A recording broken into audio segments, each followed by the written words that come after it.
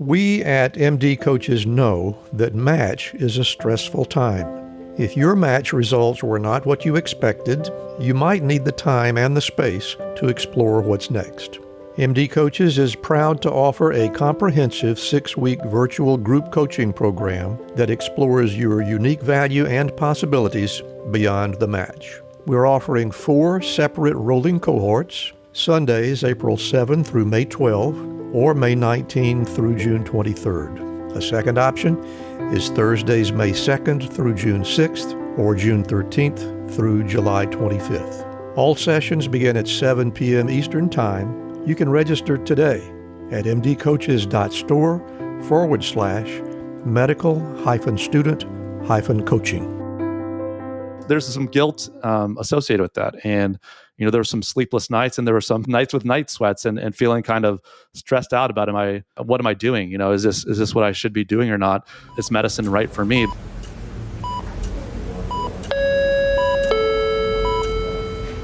Paging Dr. Cook. Paging Dr. Cook. Dr. Cook, you're wanted in the OR. Dr. Cook, you're wanted in the OR.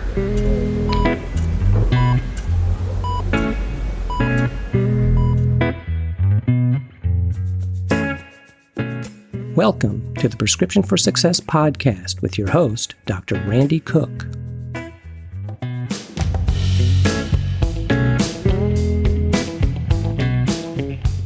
Hello, everyone, and welcome to Prescription for Success. I'm Dr. Randy Cook, your host for the podcast, which is a production of MD Coaches, providing leadership and executive coaching for physicians by physicians to overcome burnout, transition your career, develop as a leader, or whatever your goal might be. Visit MD Coaches on the web at mymdcoaches.com because you're not in this alone. Don't forget that CME credit is available when you listen with us. Just look for CMify in the show notes to learn how.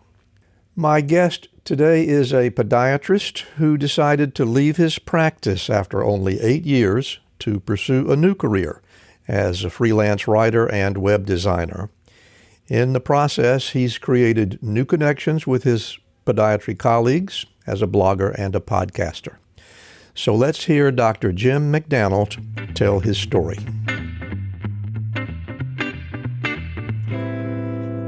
Well, I'm really excited today to have an international guest. We're having a conversation with Dr. Jim McDannald from Montreal, Quebec. Or at least I presume that's where you are. But welcome to the show, Jim, and thank you for being here.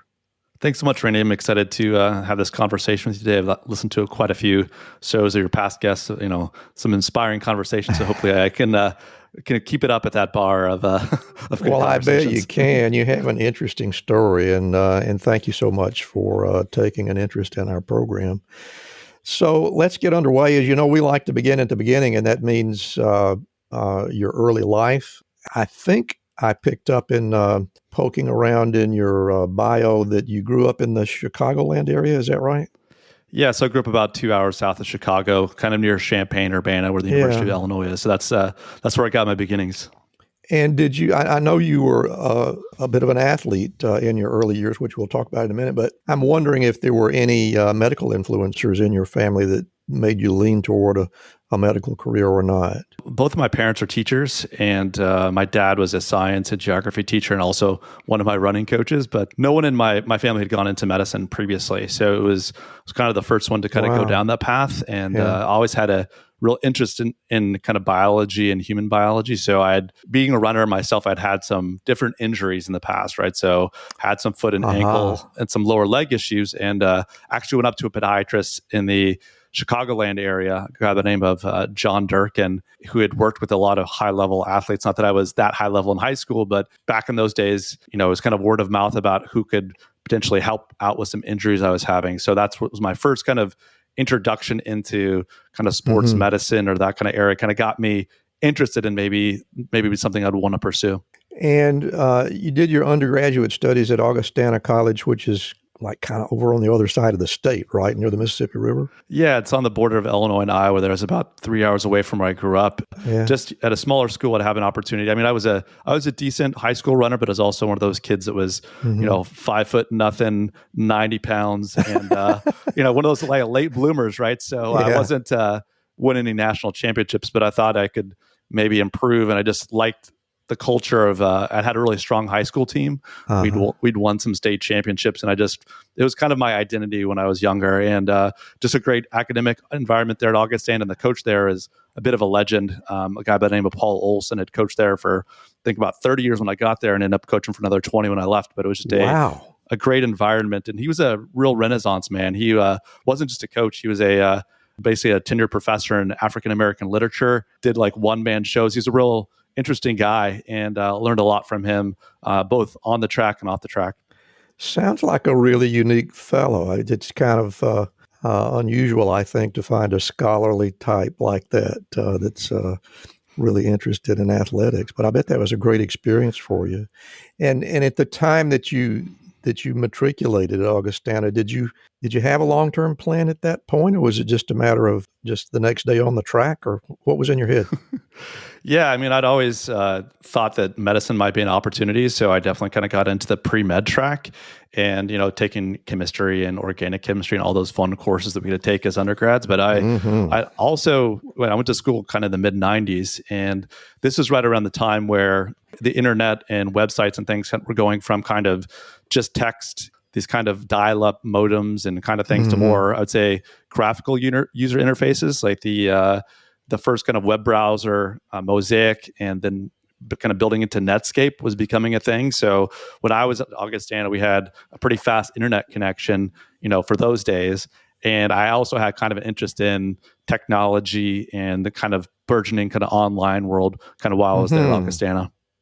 So that's interesting. So that the seed, if you will, for the sorts of things that you're doing right now, it sounds like was already there. But do you have any idea about how you came to the decision that it was going to be podiatry, and what went into the final decision to make that leap? I was kind of going back and forth, honestly. Like I said, I enjoyed the kind of digital stuff so much that at kind of midway through my time at Augustana, I thought like, well, maybe I should do something in computer science. Not that, as we know now, like the websites and that kind of stuff is not necessarily hardcore coding, but I was kind of the responsible oldest of three boys, and thought, well, medicine is a good path. I like biology, but I was looking for something with that kind of sports medicine side of things, and that's where my experience with Dr. Durkin in Chicago kind of made me think about that. I had done some volunteering at basically a dialysis unit between some summers when I was in high school. I'd had the opportunity also one of my friend's dads was an OB-GYN, so I'd got to scrub in on some C-sections and do some things back then that I kind of got a general sense of which way I wanted to go, and it was kind of more in that podiatry seemed like a good fit for me with the sports medicine aspect of things, but also kind of kind of specialing right away. It just seemed like a good fit for me to kind of apply to podiatry school and explore more about that profession. Yeah, and when you got there, when you got to the Scholl School, did you feel like you were in exactly the right place and you were really excited about it, or what was your mindset at that time? I did. It was pretty overwhelming, to be honest. I was kind of a small town guy. The Quad Cities where I went to undergrad was still, it was bigger, but it wasn't like a city, right? So you kind of, all of a sudden you're living in downtown Chicago, you're meeting, classmates from kind of all around the country.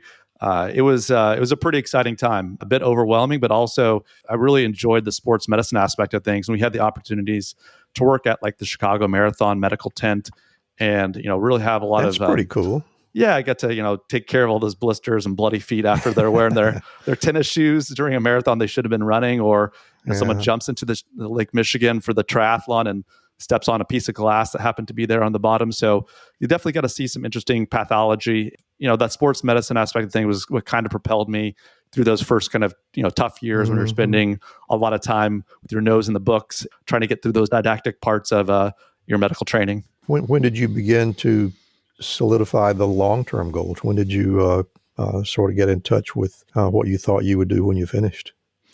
Yeah, so there's definitely different residency opportunities, right? I think I wanted to go somewhere that had a real, sports medicine would be an aspect of it, but also good surgical training, really understand the other specialties I'd be working with, as a podiatric physician. So I ended up getting a residency out in Portland, Oregon. And it was a really intense, but a great experience.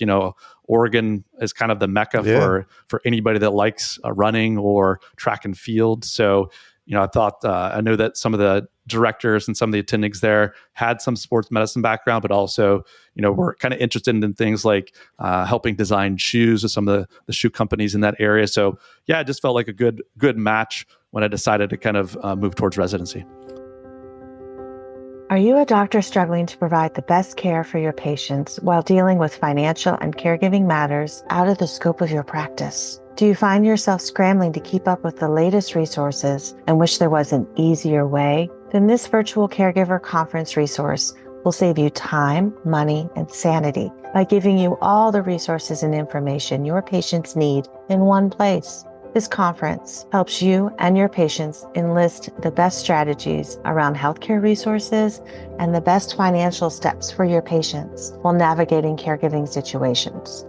You don't have to go home feeling frustrated and helpless because you couldn't connect your patients with the best services. Find out more at jeanniedoherty.com or click in the link in the show's notes. You don't want to miss this caregiver resource. Hi, I'm Rhonda Crow, founder and CEO for MD Coaches. Here on RX for Success, we interview a lot of great medical professionals on how they grew their careers, how they overcame challenges, and how they handle day-to-day work. I really hope you're getting a lot of great information. But if you're looking for an answer to a specific problem, management or administration challenge, or if you're feeling just a bit burnt out, like maybe you chose the wrong career, well, then there's a faster way to get the help you need. No, it's not counseling, it's coaching.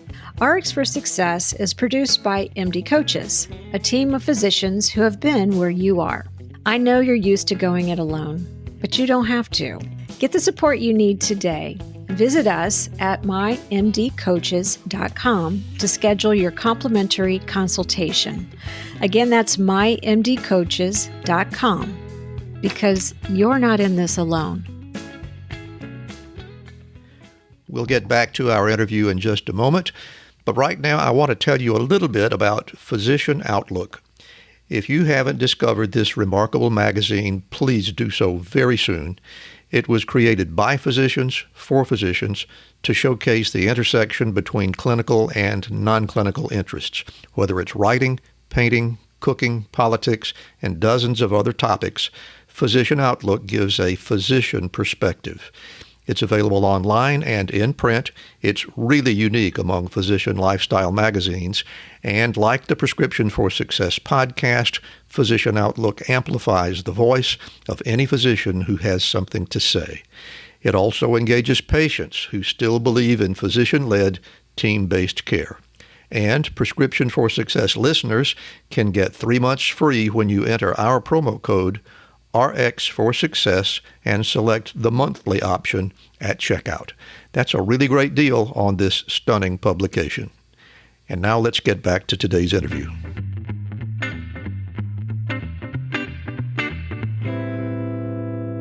Once that was done, and it was time to settle down and start making a living, how did you work through those decisions and wind up where you are?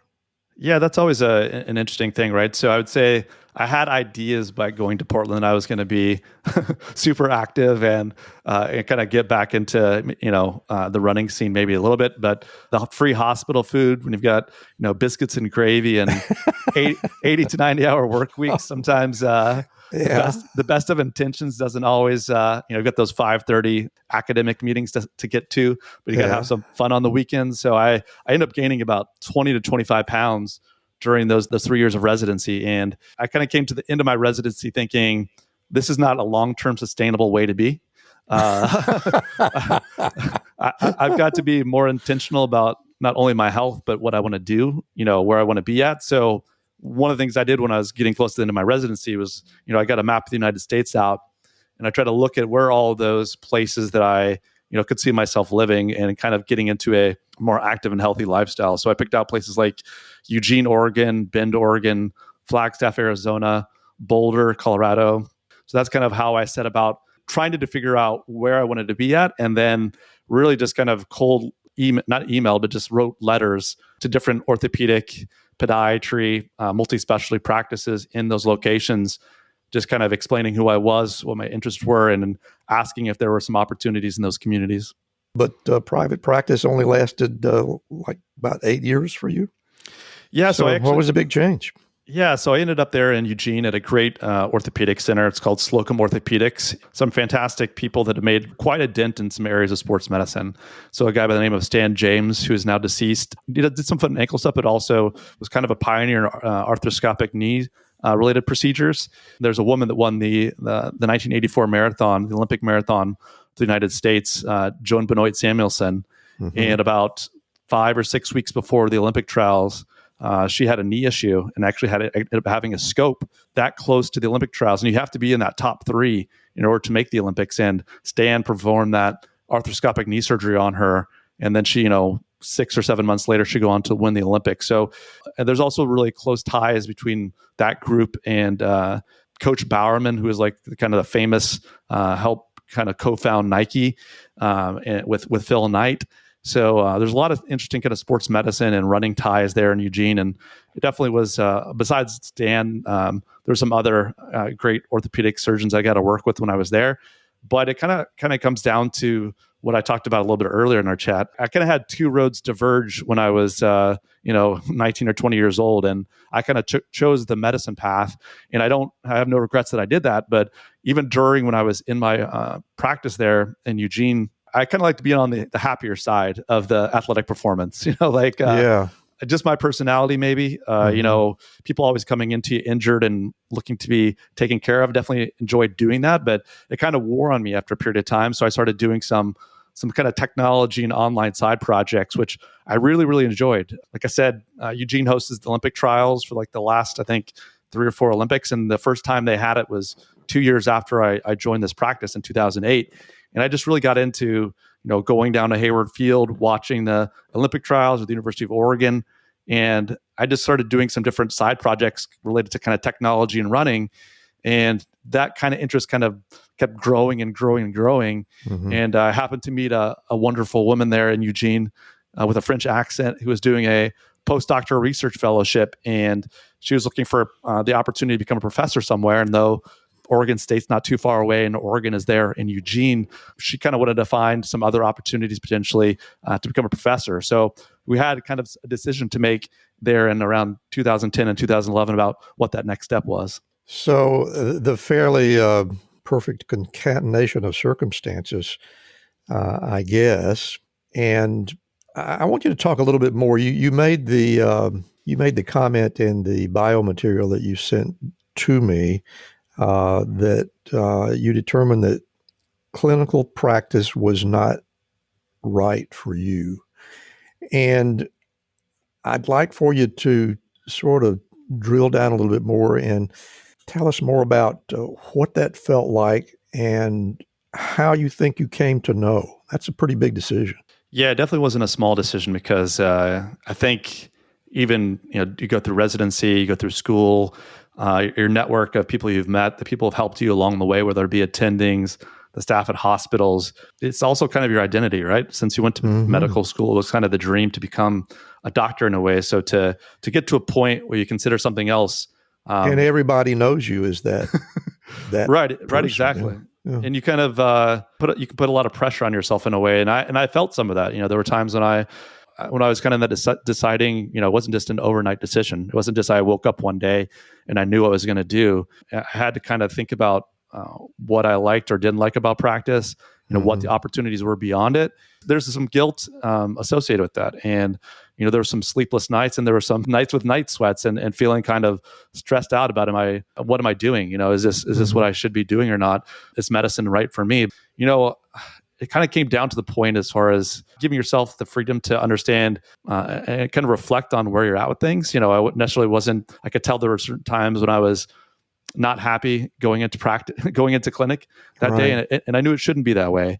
And so I was lucky to have, people in my practice that I could, after I kind of got over myself or kind of allowed myself to kind of be a little bit more open about how I was going to address this with my superiors or some other folks, just getting some help, getting some counseling, and talking to some people about just getting it out of my own head, I think was the biggest thing. Because I think if you don't get it out of your head, I would say that everyone's going to beat themselves up about it, but it's good to have other people's feedback and getting some opportunities to share what your thoughts are with other people kind of takes that pressure off in a way. I kind of understood better what I was supposed to do, like what I was meant to do. And something about what I was doing just, in medicine just wasn't the right fit for me.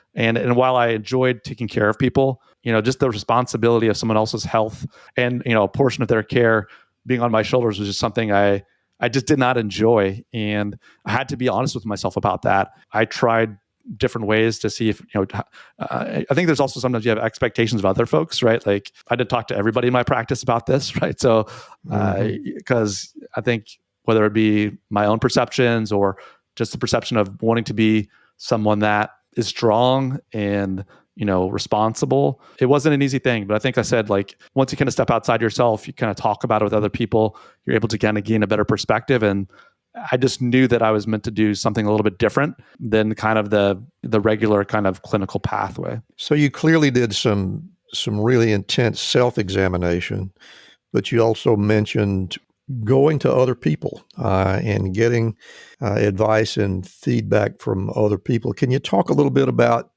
maybe one or two or as many as you like of those individuals that had an influence that were helpful to you during that period of decision? Yeah, sure. I'd say number one was definitely my now wife. She was always super supportive of what was best for me, and she could tell that I wasn't getting the enjoyment out of my work. And she saw the kind of passion, excitement I had about kind of this other area, whether it be the digital or the online space, where, she gave me the kind of the freedom to say, like, if you want to do medicine, continue to do it. Fantastic. We just need to I'll help you find a way to make it more enjoyable, but don't feel like you have to keep doing this if this isn't what you feel is right for you. So that was having a partner and a wife that is that supportive and that kind of your rock in a way that things are going to be okay. Because I think some of the stress I had was before I met her in a way, and you're kind of, it's your livelihood. You've got student loans. You've got to do the responsible thing. But having her around and just having conversations with her was super helpful. Yeah, I just went to like a local counseling service. It wasn't even doctor specific or those things initially, and just kind of ways of coping with stress or dealing with stressful situations. And like I said, it wasn't necessarily the work that was causing me the stress. It was kind of how I was kind of reacting or coping with some of the responsibilities or stress that I had when I was in practice. And then I should have looked his name up before I came on the show today, but there was a guy in the Portland area who kind of helped doctors with these kinds of situations if they were having either communication issues or they were just kind of feeling burnt out or just a little unsure of, what does it all mean kind of situations. So it was really, really helpful to have him kind of help me refocus on things, different situations and perspective of looking at things. He was really super helpful. And I think by the end of my work with him and the counselor and talking with my wife, I was definitely in a better place in practice. In the 6 to 12 months leading up to my decision to leave, I was kind of back to feeling like I was getting a joy and benefit out of practice. But at the same time, I felt like when the opportunity came for my wife to move back to her hometown of Montreal, it seemed like a good time to kind of make a bit of a change. And I did practice up here for a couple of years in private practice to see what it was like here in Quebec and in Canada.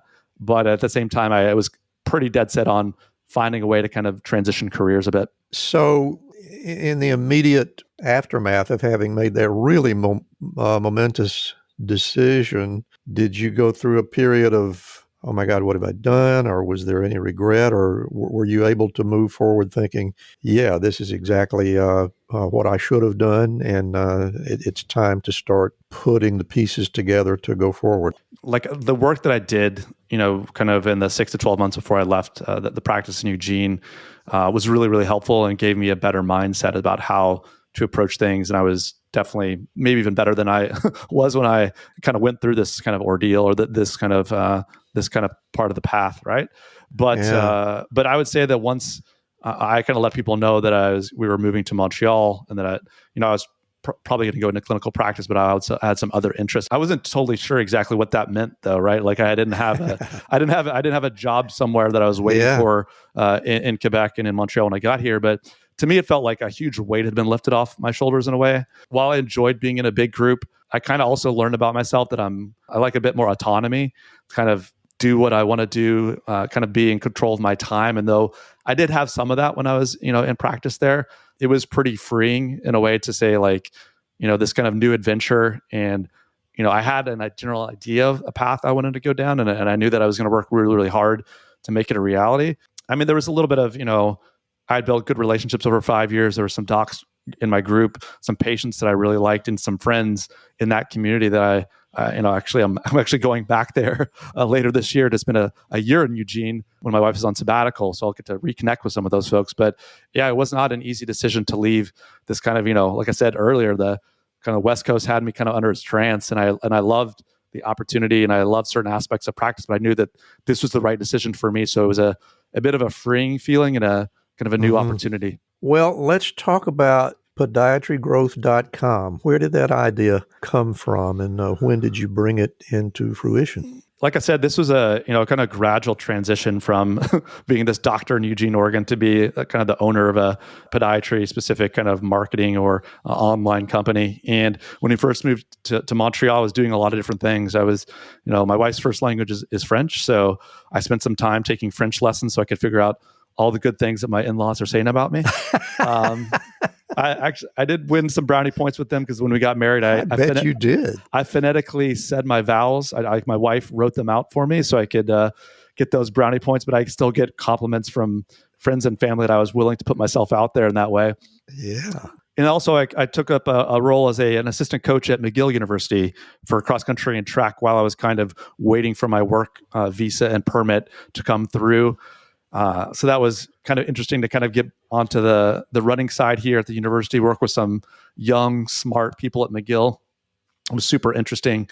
And also got involved with the Track and Field Federation here in Canada. So up here, it's a much, much smaller group of folks. It's called Athletics Canada, but they have their championships kind of all around the country. And I decided in 2013 to go to the championships and let them know that I was willing to volunteer, which set up a really great relationship with that organization. And their marketing director at the time, who's now their CEO, Matt Gentes, he brought me on, and from about 2013 until 2018, I worked as a communications and a media attaché role. Got to go with the team to the Rio Olympics, got to go to a bunch of international world championships around the world. So yeah, I was kind of trying to figure out what I wanted to do. And along with that, I wrote as a freelancer for some different publications, including wirecutter.com, which is what's the best hard drive, what's the best laptop. It was a website that got bought by the New York Times. So I kind of was building these kind of online communications, writing skills over the course of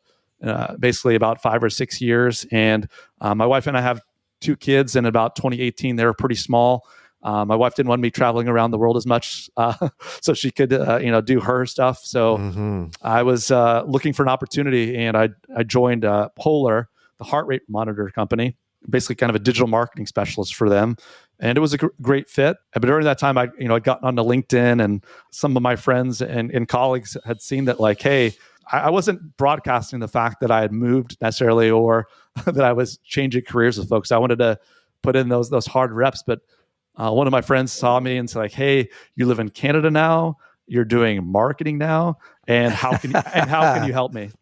And how can you help me? Because he was having just uncertainty with the kind of agency he was using, right? So he was spending, $3,000 to $5,000 a month in marketing, not really sure what the return on investment was. So, I had this kind of podiatry network, this podiatry knowledge, and then now this kind of new communications and marketing skills that I built up for 5 or 6 years.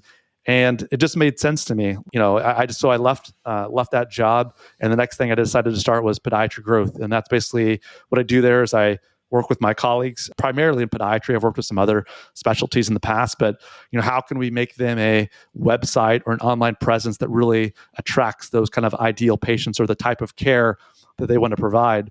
Because while podiatry is foot and ankle, and some people will see that as already a subspecialty, there's some folks that want to do wound care. There's some folks that want to do pediatrics. There's some people that want to do sports medicine. And if I can help them craft an online presence, a website, some different ways to help them get visibility for the care they provide, then they can do more of the work they want to do, have a happier life, happier practice. And it's a real fulfilling way for me to kind of combine my two areas of interest. And in addition to podcasting and the other things that you've mentioned, I understand that you are a fairly prolific blogger as well. Yeah. So along with the podcast, I do a podcast with a guy from Australia, a podiatrist from Australia named Tyson Franklin, and then just really help educate my colleagues about what's available and out there. I think that's the reason I got into the first place, is like that my first classmate that decided to take a chance on me. He wasn't sure what was going on. He's busy seeing patients, taking care of his staff. He's got a life to live outside of his practice. So if I could help him understand where those the different options are and those opportunities are to gain visibility for his practice locally, and really collaborate with them. And that's what I do on the blog. I just try to share as much helpful information. If people just starting in practice can get value out of it, it should be just a real kind of an easy way to understand those different options and opportunities. And people choose to DIY, fantastic. But if they don't have time or they want to outsource some of those things, that's where I kind of come in.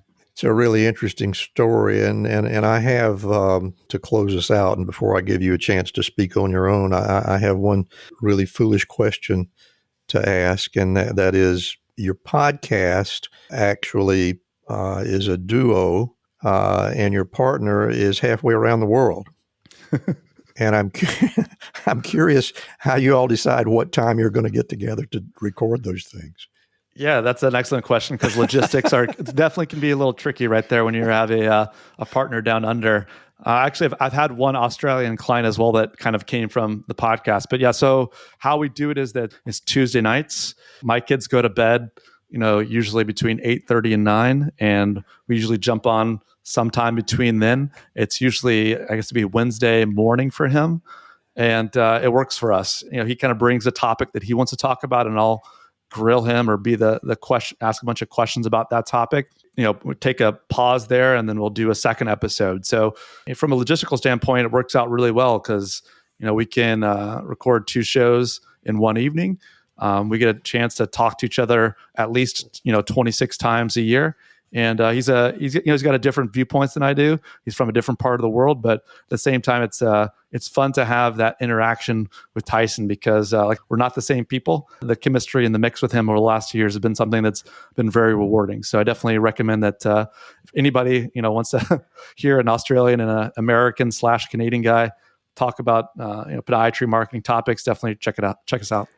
And I'll add my recommendation to that. It's really a very entertaining podcast, and I have found it very enjoyable. And I have found this conversation very enjoyable as well, Jim. And rather than carry on picking your brain, I'm going to give you an opportunity to speak to our audience, as we always do. And I will step aside, audience, and Dr. Jim McDannald will share his personal prescriptions for success.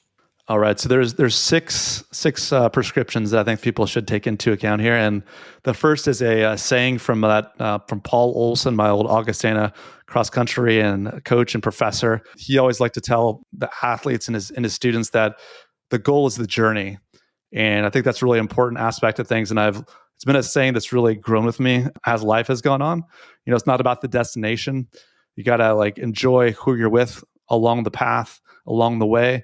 You got to explore. It's okay to take some wrong turns along the way. If you don't take some risks, then life isn't worth living. So it's okay to make mistakes, but just obviously don't be reckless. But don't let a fear of failure kind of control who you are and where you go in life. So that's number one. The second one is, it's really important to find the intersection of your skills and experiences. If you're not looking for it, it may not be very clear. But for example, with me, I had this, podiatry training, a profession that I still love, I think provides a tremendous amount of value to people that they take care of. And I had this love of technology. When I found that intersection of those two skills and experiences, it really opened up my life and an opportunity to provide me a career that I'm really, really excited about. I get up on stage and talk to people about, I write about, I do podcasts, and I join people like Randy here. So don't be afraid to kind of find those intersections of your skills that can make you unique. So, if you like to do certain things, find how you can kind of combine those two things together. or even more than two things. I think it's also important that people create their own definition of success. I mean, feel like, I think sometimes in the way that, we go through school and through residency, and sometimes when we get into, board certification and stuff, we feel like happiness is on the other side or success is on the other side of that next hoop to jump through.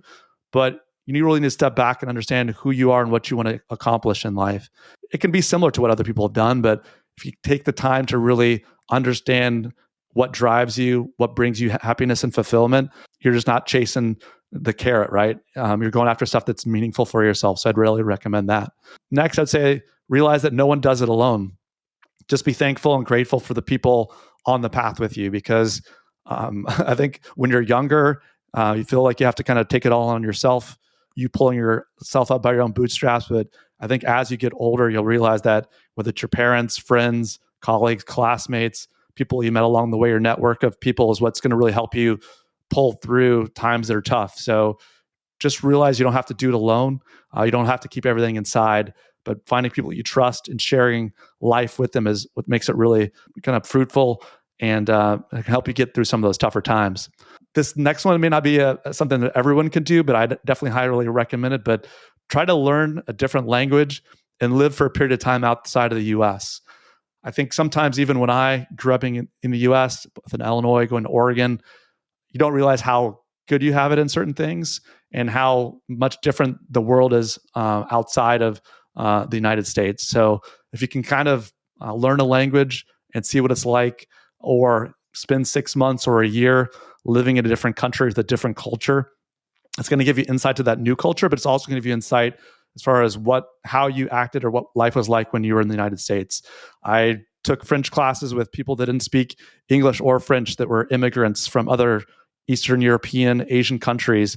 And it gave me an opportunity to realize that, wow, they're really going for it. And that's, I have no excuses not to being able to speak English, having a really, good support system. And these people are just out there trying to do their best. So I speak now in front of people, and I know that I'm so bad in French that, my English is so much better that why not get on stage and talk? And I have more confidence now that I have this other language that I'm terrible in, maybe not terrible, but intermediate in. But I think it's really important that if you have the opportunity, live abroad for 6 months or a year or longer, just to kind of see what life is like outside the US. And last but not least, I would say that people should find a passion outside of medicine. We work really hard to become physicians through school, residency, and in practice, but it's not the only part of who you are. So try to find something that you're passionate about, that gets you excited outside of medicine, whether that be, your kids' activities, being a coach, or maybe you like to run marathons, maybe you like to write, maybe you like to get in technology or online things. Find a passion outside of medicine, because your entire identity shouldn't be wrapped up in your profession. It's really, really important work that we all do. But at the same time, you need to have a life outside of your profession. So that's kind of my prescription for success. But thanks for letting me share those, Randy.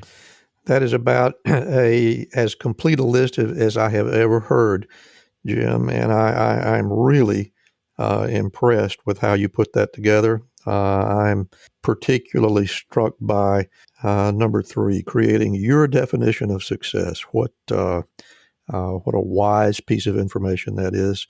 Thank you for sharing that in your entire list of prescriptions for success with us. And thanks for being here. Before we go, I want to give you an opportunity to tell our audience where they can find you, where they can find your website, and anything else that you would like to share about yourself. Sure. Yeah. So the business that Randy would mention, Podiatry Growth, that's kind of where I provide websites and custom online marketing, primarily for podiatry clinics. So you can find that at podiatrygrowth.com. My podcast that I do with Tyson Franklin, it comes out every Monday. It's very niche. It's called Podiatry Marketing. The website for that is podiatry.marketing. And I'm on LinkedIn, Jim McDannald. You can look me up there. I love, sharing, different, tips and techniques, and really learning from other, specialties. I've learned a lot from a lot of different specialties when it comes to not only marketing, but just different ways of going about practice that are really helpful for people that I associate with. So yeah, definitely that website, Podiatry Growth, podcast, Podiatry Marketing, or reach out to me on LinkedIn. Dr. Jim McDannald, thank you so much for being with us today on Prescriptions for Success. It's been a pleasure. Oh, very much so. Thanks so much for having me, Randy. Thank you so much for listening with us today. If you enjoyed the show, please help us reach more listeners by leaving a rating and a review, especially on Spotify or Apple Podcasts. And if your app doesn't have that option, just leave us an email or a voicemail through SpeakPipe at www.rxforsuccesspodcast.com. You can also help by becoming a Patreon member. That link is in the show notes. And we hope you'll also follow our companion podcast, Life-Changing Moments with Dr. Dale Waxman. Special thanks to our producer, Craig Clausen, our promotions manager, Mariana Rodabaugh, and to Ryan Jones, who created and performs our theme music. And remember, be sure to fill your prescription for success with my next episode.